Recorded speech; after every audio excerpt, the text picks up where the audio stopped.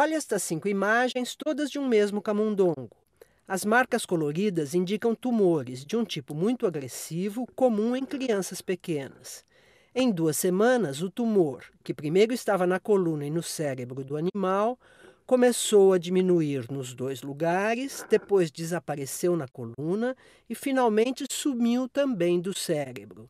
Tumores sozinhos não desaparecem. O que aconteceu aqui? Aconteceu que um grupo de pesquisadores do Centro de Estudos do Genoma Humano e Células-Tronco, sediado na USP, tratou esse e outros camundongos com injeções do vírus da Zika, aquele que provoca microcefalia em fetos.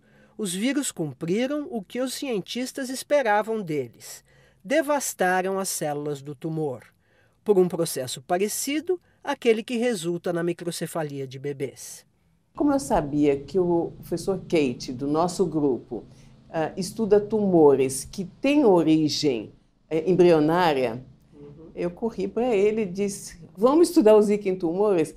E ele comprou a ideia na hora. Por conta dos estudos pregressos terem demonstrado que o vírus da Zika tem uma alta preferência a infectar células-tronco neurais normais, do outro lado, como a gente sabe que alguns tipos de câncer são constituídos por células que têm propriedades características de células-tronco, será que o Zika também não é capaz de infectar estas células e destruir estas células?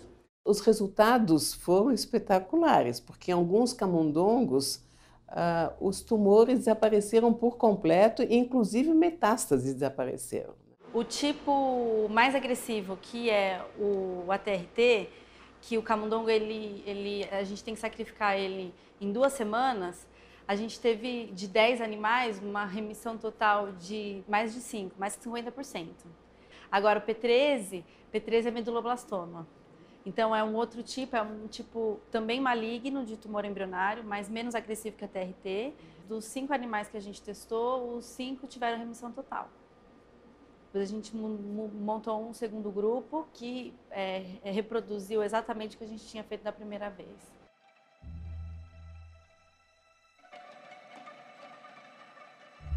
Como a gente consegue observar nessa figura, essa célula ela não recebeu, não foi infectada com o vírus Zika. Então é um controle nosso para avaliar o efeito do Zika.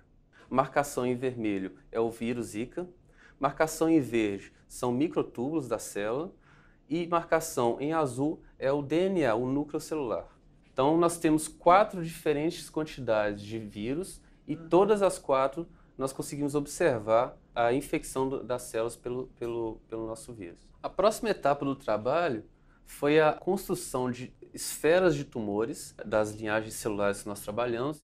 Depois nós fizemos a exposição dessas estruturas ao vírus Zika em 2 quantidades diferentes e a gente consegue observar um efeito devastador do vírus destruindo a estrutura, diminuindo o seu tamanho. Aqui e aqui, nessa outra imagem, a gente consegue observar um efeito ainda mais forte. Dos tumores que nós testamos, teve um tumor especificamente que ele foi mais sensível ao vírus. A gente queria entender por quê. E a gente fez um painel global de expressão gênica. A gente olhou todos os 20 mil genes, quais daqueles que estavam ativos ou inativados e qual o grau de expressão daqueles genes e comparou todos os tumores que a gente testou.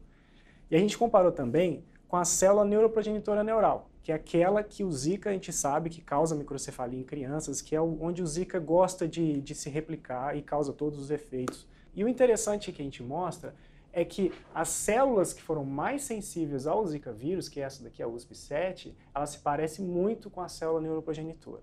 Quando a gente tem o tumor e o vírus, e a gente infecta esse animal, o vírus então começa a destruir o tumor e o animal ele vai sobreviver muito mais do que aqueles que não receberam o Zika, que depois logo começam a morrer. Mas o animal que não tinha tumor, mas que recebeu o Zika, ele morre muito mais rápido. E a gente, bom, o que está acontecendo, né? O que explicaria isso? Então, a gente observou que nos tumores, o vírus ele replica, mas ele não replica de forma correta. Então, ele começa a produzir partículas virais que não são infectantes, elas não infectam mais a célula, são partículas defeituosas.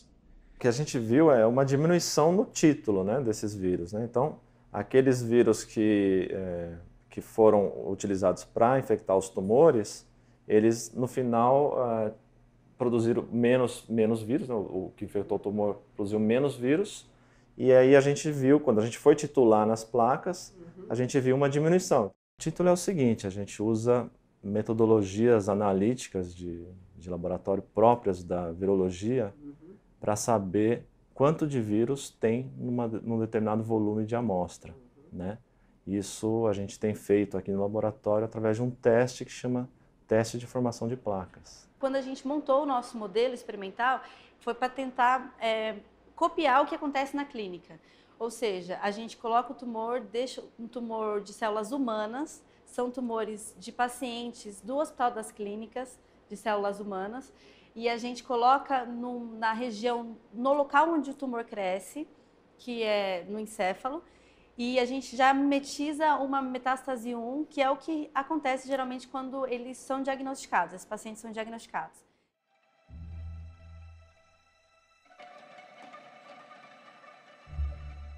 Esse primeiro estudo que nós fizemos é um estudo que ele abriu agora uma frente de pesquisa e desenvolvimento por uma possível nova modalidade terapêutica. Já existe um tratamento que foi aprovado em 2015 com um outro tipo de vírus, é uma modificação do vírus da herpes, para tratamento de melanoma. Para que a gente possa avançar para a fase clínica com segurança, existem algumas etapas que não podem ser ignoradas. Então, o primeiro desafio agora é produzir um produto terapêutico, uma droga efetivamente, né, que tenha a qualidade suficiente para ser testada numa fase clínica agora, em pacientes. A gente vai testar primeiro em 2, 3 pacientes, em poucos pacientes, para ver realmente se a gente tem esse mesmo efeito na clínica. A gente tem passos importantes ainda, no sentido de saber qual é a dose ideal, quantas vezes a gente vai ter que dar essas injeções. Temos que ter também a possibilidade de cultivar o Zika vírus em um ambiente apropriado para que ele possa ser empregado clinicamente, né?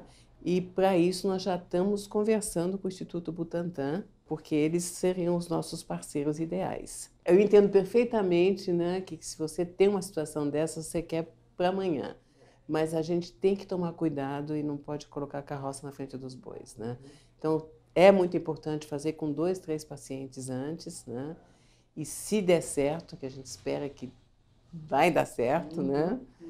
Aí sim a gente vai poder fazer isso para um número grande de pacientes. Pressa a gente tem, mas a gente não pode atropelar, né? Esse que é um ponto importante, porque se a gente atropela algumas fases que são cruciais, a gente pode ter prejuízos lá na frente e isso pode derrubar completamente um programa de desenvolvimento de uma nova droga.